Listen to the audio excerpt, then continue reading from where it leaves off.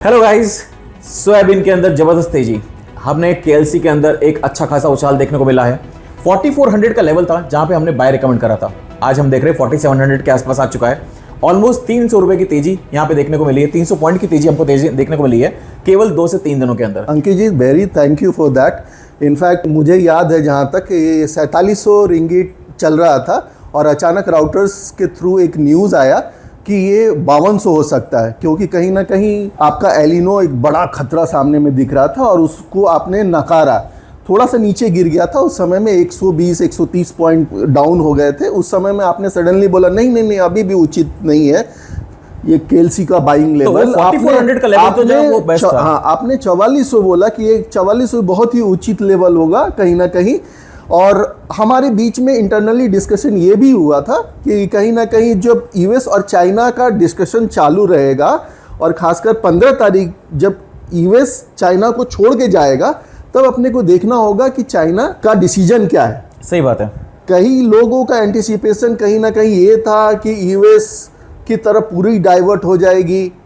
वो सोयाबीन को तो बड़ी तेजी दे दिया, लेकिन आपका टेक्निकल आपने जो उस समय में रिकमेंड किया था ठहरना उचित है और खासकर 15 तारीख तक ज़्यादा उचित है। और शायद 15 के आसपास में ही 4400 के रिंगिट आया जो आपका रिकमेंडेड लेवल था।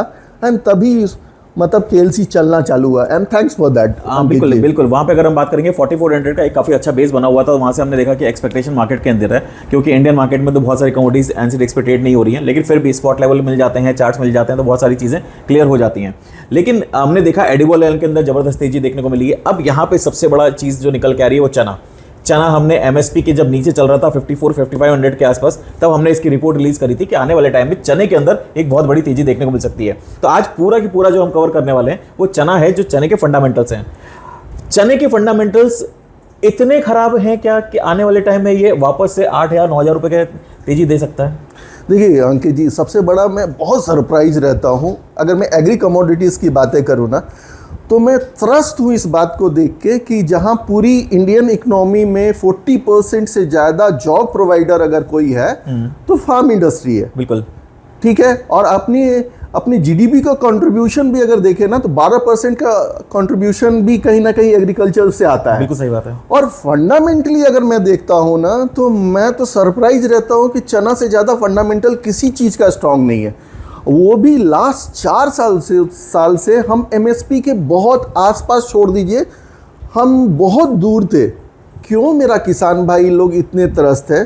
क्यों बेचारे किसान अपनी खेती से सिर्फ 40 से 45 हज़ार रुपया ही कमा पा रहे हैं? अगर मैं सिंचाई वाला आंकड़ा देख रहा हूँ, चने वाला, वो मान लीजिए कि 1 एकड़ में 8 मतलब क्विंटल्स के आसपास में दे देता है, और जो सिंचाई नहीं है, पानी नहीं व्यवस्था है, वो 4।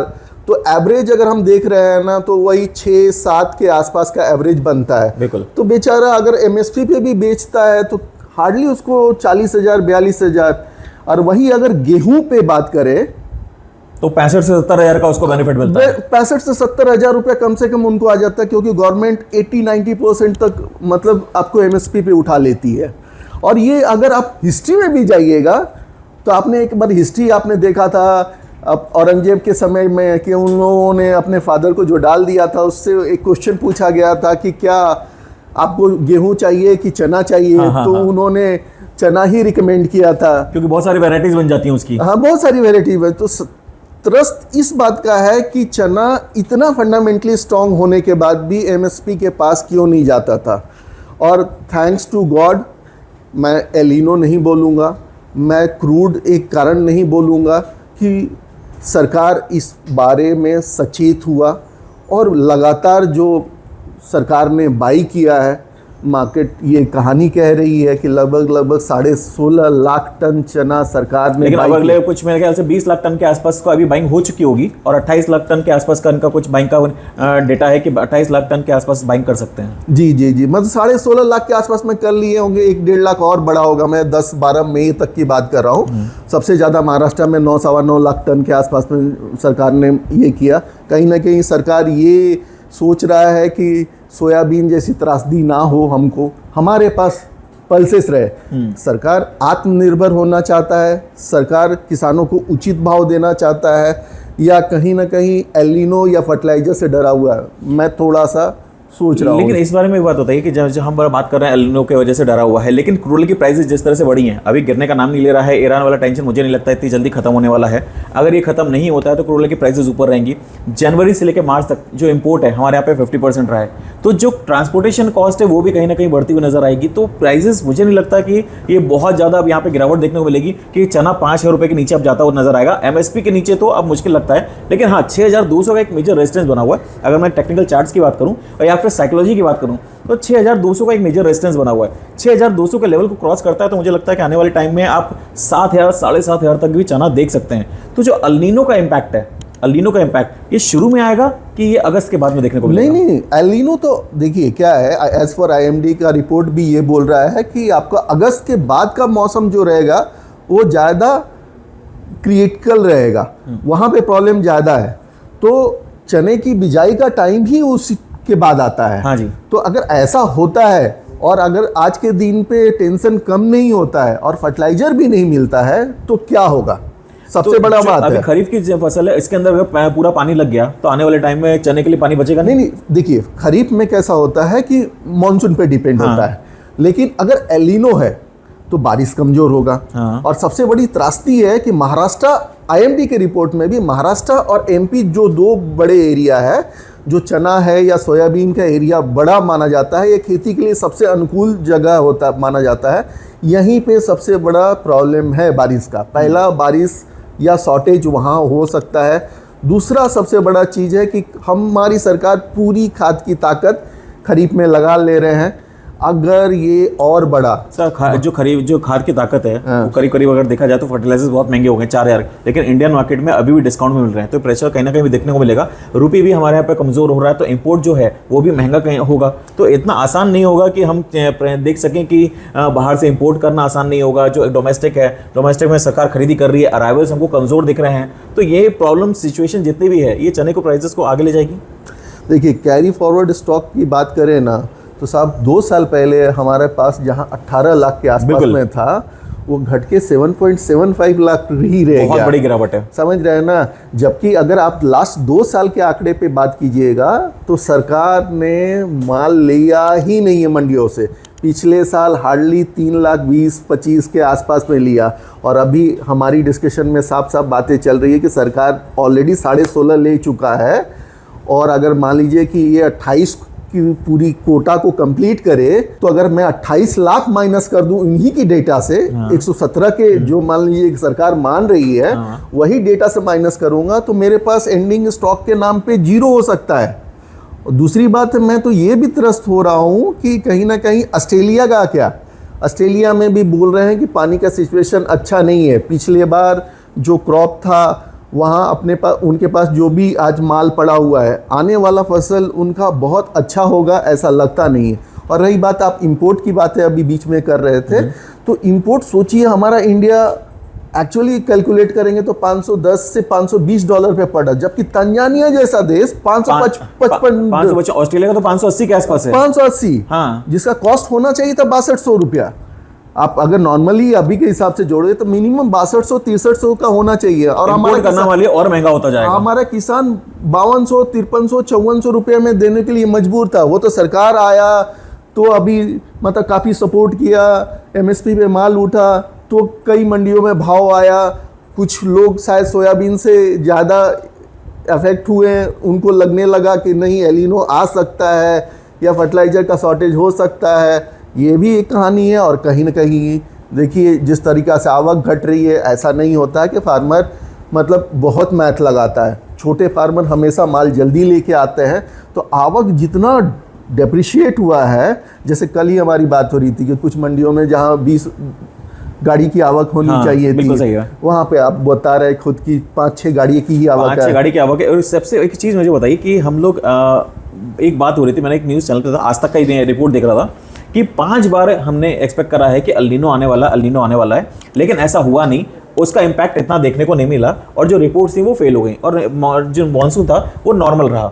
अभी हम लोग बात कर रहे हैं 92% जो है मानसून आने वाला है। सबसे ज़्यादा जो इम्पैक्ट होने वाला एरिया है वो महाराष्ट्र है और मध्य प्रदेश रहेगा। अब यहाँ पे चने की क्या स्थिति होगी वो तो अलग कहानी हो गई, लेकिन सबसे बड़ी चीज़ यहाँ पे निकल के आती है, अल्नीनो पास्ट से कितना खतरनाक हो सकता है, इस चीज़ के ऊपर ध्यान देना बहुत ज़रूरी है, क्योंकि अब जो रिपोर्ट्स आ रही हैं वो दिखा रहा है कि इस बार का एल नीनो काफ़ी खतरनाक हो सकता है और एक सूखा ग्रसित इलाका हो सकता है। कुछ शायद रिपोर्ट्स आ रही हैं कि जो ऑस्ट्रेलिया है वहाँ पे भी ड्रॉट पड़ने की कोशिश है, सूखा वहाँ पे पड़ सकता है। अगर ऑस्ट्रेलिया या फिर बाकी अदर कंट्रीज़ में सूखे की कंडीशंस होती हैं तो क्या प्राइजेस चने की 8,000 के लेवल को भी क्रॉस करते हुए नजर आ सकती है? मैं 8,000 पे नहीं जा पाऊंगा क्योंकि बहुत एसेंशियल कमोडिटी है, ठीक है ना। सरकार यहाँ सचेत हो, देखिए हमारा भारत में हमारे श्रीमान मतलब प्रधानमंत्री जी हमेशा चाहते हैं कि हम आत्मनिर्भर हो, दलहन में हो, तिलहन में हो, और उनको अब एकदम समझ में आने लगा कि इसके लिए ज़रूरी है किसान को उचित मूल्य मिलना। सही बात है, ठीक है ना। तो वो 7,000 को मैं इग्नोर नहीं कर रहा हूँ, लेकिन उसके ऊपर में जो सरकार अभी नाफेड के थ्रू या गवर्नमेंट बॉडी के थ्रू जो भी बाई कर रही है वो रिलीज करेगी, और ये काफ़ी प्रोक्योरमेंट लेके रखा हुआ है। और साथ में पैरेलली जो बीच बीच में कहीं कहीं डिस्कशन चल रहा है कि आने वाले टाइम में सरकार हो सकता है कि इंपोर्ट ड्यूटी बढ़ा दे। जो येलो पीस में 30% है, दालों में 10% है, इसको भी बढ़ा के चुपके से सरकार दलहन बिजाई की आंकड़े को बढ़ाने के लिए फार्मर को सपोर्ट करने की कोशिश कर सकता है। अच्छा, अभी ये जो बारिश अभी चालू होगी, जो एक्सपेक्टेशन है कि 1 जून को मानसून आ जाएगा केरला में और महाराष्ट्र के अंदर 10-15 जून तक आ जाएगा। अगर ये आएगा तो जितनी अभी ताकत चल रही है, जितनी अभी प्राइसेस ऊपर शूट अप हो रही हैं, चाहे एडिबल ऑयल्स की हो, चाहे चना की हो, चाहे ग्वार सीड ग्वारगम को भी हम देख रहे हैं काफ़ी अच्छी तेज़ी देखने को मिली है, तो प्राइस थोड़ी सी दबती हुई नजर आ सकती है कि जो फर्स्ट मानसून आएगा इनिशियल में तो एल नीनो का इम्पैक्ट नहीं देखने को मिलेगा। एल नीनो का इम्पैक्ट तो अगस्त के बाद होगा, आएगा नहीं आएगा वो तो उस समय की बात है, तो प्राइसेस नीचे आएंगी। हाँ, आईएमडी ये भी बात बोला है कि पहले 2 महीना में ये मतलब अगर एल नीनो स्ट्रॉन्ग भी है तो पहला 2 महीना इफेक्टिव नहीं होगा, और पहले 2 महीने में बिजाई के आंकड़े कितने दलहन के भाव को देख के मतलब बढ़ाते हैं वो देखने वाला सब्जेक्ट रहेगा। और पहली बारिश हमेशा कहीं ना कहीं छोटा प्रेशर ला सकता है, जो आपने अभी बोला भी कि 6200 एक रेजिस्टेंस है, और मुझे लगता है कि 6200 को क्रॉस करने से पहले थोड़ी सरकार अब नॉर्मल होगी, और अगर सरकार थोड़ी सी नॉर्मल होगी तो हो सकता है 200-500 रुपया दलहन में या चने के दाल के भाव गिरे, मतलब 58-5700 के पास आए, वो एक आइडियल लेवल होगा। अब किसान ये अच्छी तरीक़ा से जान रहा है कि ये भाव अब 5400 या 5200 के नीचे नहीं जाएगा। तो मतलब यहाँ पे चार्ट्स भी इसी चीज़ को इंडिकेट कर रहे हैं कि चने की जो रेजिस्टेंस है वो 6200 का है। 6200 का लेवल से अगर क्रॉस करता है तो आने वाले टाइम में आपको 6800 से 7000 तक के टारगेट्स देखने को मिल सकते हैं। लेकिन मई के महीने में जो तेज़ी देखने को मिल रही है, अगर यहीं पर मार्केट सस्टेन कर गया तो जून के फर्स्ट वीक में या फिर जून के सेकंड वीक में आप एक्सपेक्ट करेंगे 200-300 रुपये की गिरावट यहाँ पे देखने को मिल सकती है। 5700 से 5800 का रेंज रहेगा जहाँ पे आप चने के अंदर खरीदारी करके चल सकते हैं। बहुत नीचे गिरावट देखने को नहीं मिल रही है। किसान अगर आप हैं तो मुझे लगता है थोड़ा सा आप माल अपना रोक के रख सकते हैं अगले 1.5 से 2 महीने के लिए, तो वहाँ पे आपको एक तेज़ी मिलती हुई नजर आ सकती है। 6200 का लेवल्स ध्यान रखिएगा, अगर वो क्रॉस करता है तो एक अच्छी खासी तेज़ी टेक्निकल चार्ट्स पे देखने को मिल सकती है। थैंक यू सो मच, नमस्कार। नमस्ते जी। Investments in securities market are subject to market risks. Read all the related documents carefully before investing.